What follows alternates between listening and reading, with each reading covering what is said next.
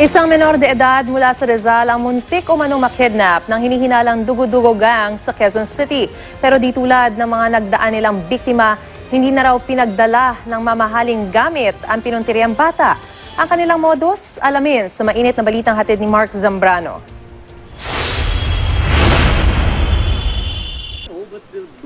Alas 3 ng hapon kahapon nang may tumawag na isang Michael sa bahay ng pamilya Zamora, di nila tunay na apelyido, sa isang exclusive village sa Antipolo, Rizal, na makausap ang 15 anyos na si Casey, di niya tunay na pangalan.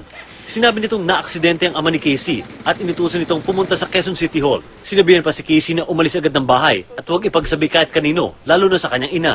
Binigyan ng landline number ng bata at pinatawagan sa kanya ito. Sa numerong ito nakausap ni Casey ang taong kasing tinig ng kanyang ama sa telepono. At first, I really thought it was my dad because it sounded like him. But it sounded like he was kind of sedated because he was hurt. And then I asked, "Oh, you're hurt. You sound like you're hurt." And then he said, "Anak, wag kang mag-aalala. Okay lang ako." And then I asked him, "Why are you speaking to me in Tagalog?" And it was taken away from him and it was given to the guy who answered the phone. Walang pinadalang mahalagang gamit sa bata mula sa bahay, si Casey.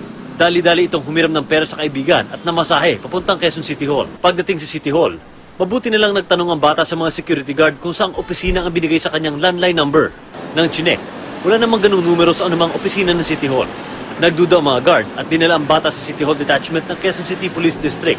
At dito na tinunton ang mga magulang ng bata. Ang strange dito, yung alam niya yung telephone number namin, alam niya yung real name, yung full name ng asawa ko.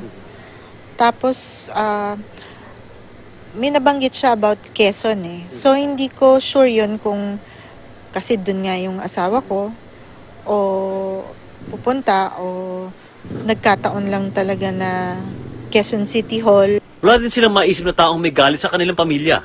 Tiyora nila, maaaring kidnap ang motibo ng pagpapaalis sa kanilang anak, bagamat hindi ito natuloy. Ang payo nila sa ibang magulang, I-brief din mabuti, hindi lang mga kasambahay, kundi yung mga anak. Kung ano ang gagawin at pag sinabi sa kanila na wag sabihin, kunyari sabihin sa mommy or sa daddy kung ano nangyari dun sa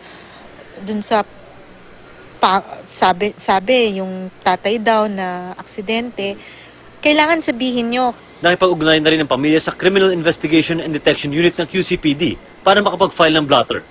Mark Zambrano, GMA News.